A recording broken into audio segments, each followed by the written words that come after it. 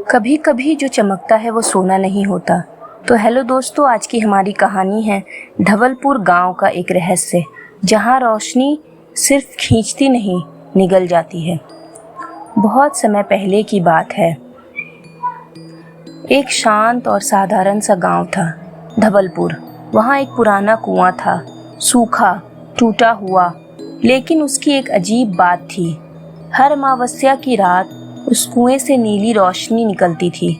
गांव वाले कहते थे उस कुएं में कुछ है जो इंसानों को खींच लेता है। कई साल पहले एक आदमी गया था उस रोशनी के पीछे और फिर वो कभी नहीं लौटा। पर गांव का एक नौजवान था, रघु, पढ़ा लिखा, होशियार, और इन सब बातों को मानता नहीं था।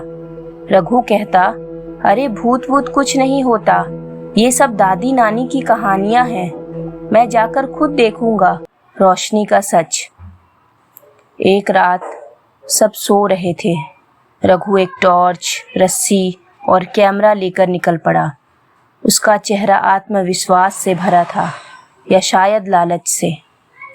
वो कुएं के पास पहुंचा और देखा, वो नीली रोशनी सचमुच वहां थी, हल्की लेकिन धीरे धीरे तेज होती जा रही थी।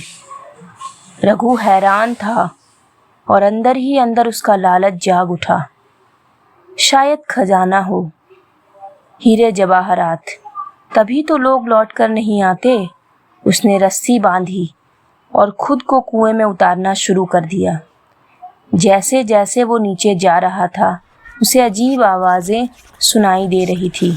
कोई फुसफुसा रहा था, खजाना, खजाना। फिर अचानक एक औरत की हंसी गूंजी, हा हा हा, खजाना चाहिए। रघु चौंक गया।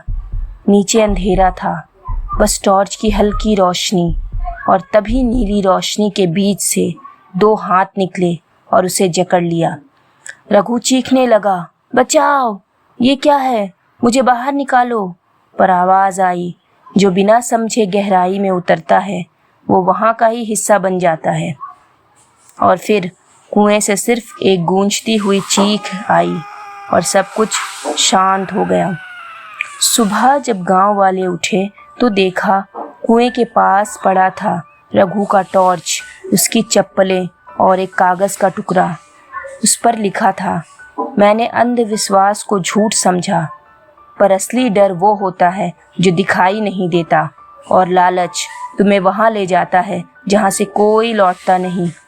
उस दिन के बाद गांव के किसी शख्स ने उस कुएं के पास जाने की हिम्मत नहीं की। हर रहस्य को जानना जरूरी नहीं होता। कभी कभी लालच इंसान को वहां ले जाता है जहां सच्चाई बहुत डरावनी होती है। हर रहस्य को छूना जरूरी नहीं होता, और हर चमक खजाना नहीं होता। कभी कभी वो तुम्हारी आखिरी गलती बन जाती है। अगर आपको कहानी पसंद आई हो तो लाइक करें, शेयर करें और सब्सक्राइब करना ना भूलें हमारे चैनल मॉरल टॉकीज बाय सना को। मिलते हैं एक अगली कहानी के साथ, एक अगले सच के साथ। तब तक के लिए अलविदा।